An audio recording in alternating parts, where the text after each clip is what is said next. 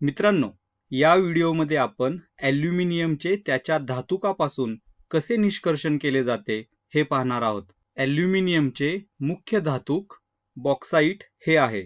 बॉक्साईटचे रासायनिक सूत्र Al2O3 toys H2O हे आहे. निसर्गतःच बॉक्साईटमध्ये 30 ते 70% इतके ॲल्युमिनियम ऑक्साईड असते आणि उरलेला भाग हा मृदा अशुद्धीचा असतो. त्या मृदा अशुद्धीमध्ये iron oxide, silica, titanium oxide यांचा समावेश होतो. धातुशास्त्रामध्ये या मृदा अशुद्धीला गँग असे म्हणतात. बॉक्साईट पासून ॲल्युमिनियमचे निष्कर्षण करताना आपल्याला या सर्व गँग पासून म्हणजेच मृदा अशुद्धीपासून सुटका मिळवायची आहे. ते कसं करायचं चला पाहूया.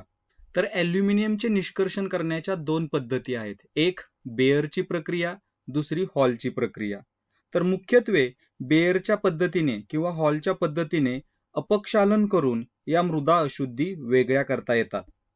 बेअरच्या प्रक्रियेमध्ये बॉक्साईट पासून ॲल्युमिनियम ऑक्साईड म्हणजेच ॲल्युमिना आपल्याला मिळवता येतो आणि हॉलच्या प्रक्रियेमध्ये ॲल्युमिनापासून शुद्ध ॲल्युमिनियम मिळवता येते. आणि ज्या सर्व मृदा अशुद्धी आहेत त्या सर्व मृदा अशुद्धी बेअरच्या प्रक्रियेमध्ये काढल्या जातात. चला तर बेअरच्या प्रक्रियेपासून सुरुवात करूया. तर बेअरच्या प्रक्रियेमध्ये सुरुवातीला धातुक म्हणजेच बॉक्साईट हे गोलाकार चक्कीमध्ये भरडले जाते. ती गोलाकार चक्की अशी दिसते पहा. तर येथे आपले हे धातुक बॉक्साईट आहे. या गोलाकार चक्कीत ते टाकले जाते. तेथे धातुकाचा चुरा होतो आणि याची मदत पुढची रासायनिक अभिक्रिया सुलभतेने घडण्यासाठी होते. तर सुरुवातीला गोलाकार चक्कीतून भरडलेले धातुक सार संग्राहकामध्ये उच्च दाबाखाली 2 ते 8 तास कॉस्टिक सोडा म्हणजेच NaOH याच्या द्रावणाबरोबर 140 डिग्री सेल्सिअस ते 150 डिग्री सेल्सिअस तापमानावर तापवून त्याचे अपक्षालन केले जाते. कधी कधी या अभिक्रियेत कॉस्टिक सोड्याऐवजी सोडियम कार्बोनेट म्हणजेच धुन्याचा सोडा देखील वापरला जातो. तर या टप्प्यात काही मृदा अशुद्धी म्हणजे ज्या गँग आहेत त्या काढल्या जातात. तर जेव्हा ॲल्युमिनियम ऑक्साईड सोडियम हायड्रॉक्साईडच्या जलीय द्रावणात विरघळते तेव्हा पाण्यामध्ये सोडियम ॲल्युमिनेट तयार होते. इथं आपण पाहू शकतो सोडियम ॲल्युमिनेट पाण्यामध्ये तयार होते. म्हणजेच बॉक्साईटचे सोडियम हायड्रॉक्साईडच्या द्रावणामध्ये अपक्षालन होते. बरोबर. यामध्ये आयर्न ऑक्साईड आणि टिटॅनियम डायऑक्साईड जलीय द्रावणामध्ये न विरघळता तळाशी साचतात. तो लाल रंगाचा साका तळाशी आपल्याला दिसतो. त्याला रेड मड असं सुद्धा म्हणतात. येथे आयर्न ऑक्साईड या मृदा अशुद्धीपासून आपल्याला सुटका मिळते. पण द्रावणामध्ये विरघळलेली सिलिका मात्र तशी शिल्लक राहते. मग पुढच्या टप्प्यात सोडियम ॲल्युमिनेट पाण्यात टाकून विरल केले जाते आणि नंतर 50 डिग्री सेल्सिअस पर्यंत थंड केले जाते. त्यामुळे सोडियम ॲल्युमिनेटचे अवक्षेपण घडून येते व आपल्याला सोडियम हायड्रॉक्साईड आणि ॲल्युमिनियम हायड्रॉक्साईड मिळते. हे ॲल्युमिनियम हायड्रॉक्साईड साक्याच्या स्वरूपात तळाशी साचते. या टप्प्यात सिलिका द्रावणात विरघळलेल्या स्वरूपात तशीच राहते. येथे आपल्याला आवश्यक असलेला ॲल्युमिनियम हायड्रॉक्साईड आपण घेतो आणि हे द्रावण टाकून देतो.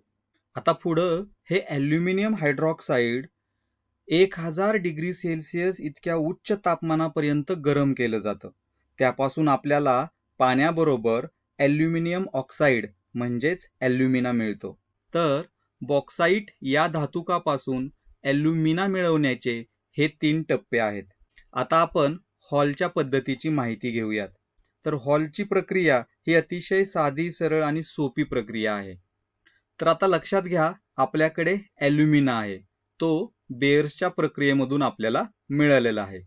तर एका स्टीलच्या टाकीमध्ये हा ॲल्युमिना आपण टाकतो. जर आपण ॲल्युमिनाला त्याच्या आयनमध्ये वेगळे करू शकलो तरच आपल्याला शुद्ध ॲल्युमिनियम मिळेल. बरोबर. मग त्यासाठी या ॲल्युमिनाला वितळवणे गरजेचं आहे. हे करण्यासाठी आपण ॲल्युमिनामध्ये क्रायोलाइट आणि फ्ल्युअरस्पार मिसळतो. तर क्रायोलाइट म्हणजे Na3AlF6 आणि फ्ल्युअरस्पार म्हणजे CaF2 ही 2 रसायने जेव्हा ॲल्युमिनामध्ये मिसळली जातात तेव्हा ती ॲल्युमिनाचा द्रवणांक कमी करतात. त्यामुळे ॲल्युमिनाचे द्रवीकरण करणे सोपे जाते. आणि हा खूप मोठा फरक आहे बरं का. सामान्यतः ॲल्युमिनाचा द्रवणांक 2000 डिग्री सेल्सिअस असतो. जेव्हा आपण हे दोन्ही रसायने या ॲल्युमिनामध्ये मिसळतो त्यावेळेस तो द्रवणांक 1000 डिग्री सेल्सिअस पेक्षाही खाली येतो. यामुळे आपल्या बऱ्याच ऊर्जेची बचत होते. जेव्हा हा ॲल्युमिना वितळेल तेव्हा आपल्याला ॲल्युमिनियम आयन आणि ऑक्सिजन आयन मिळतील, बरोबर? मग हे करण्यासाठी आपण एक विद्युत घट घेतो. विद्युत घटाचे ऋण टोक या टाकीच्या आतील बाजूला असलेलं ग्राफाईटचे जे अस्तर आहे त्याला जोडतो. आणि आपण हे जे धन टोक आहे ते वितळलेल्या विद्युत अपघटनी पदार्थामध्ये बुडवलेल्या ज्या ग्राफाईटच्या कांड्या आहेत त्यांना जोडतो. मग इथे आपले ॲल्युमिनियम आयन जे धन आयन असतात ते ऋण टोकाकडे जमा होतात, तर ऑक्सिजन आयन हे जे ऋण आयन आहेत ते धन टोकाकडे जमा होतात. अशा प्रकारे, बरोबर? तर इथे आपण पाहू शकतो ऋण टोकावरती ॲल्युमिनियम 3+, बरोबर?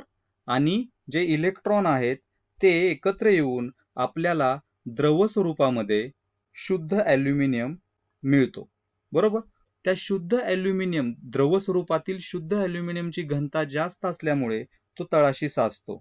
मग येथे असलेल्या निर्गम नळीच्या साहाय्याने आपण तो धातू बाहेर काढू शकतो आणि अशा पद्धतीने आपल्याला शुद्ध ॲल्युमिनियम मिळते. पण अजून संपूर्ण अभिक्रिया पूर्ण झाली नाही.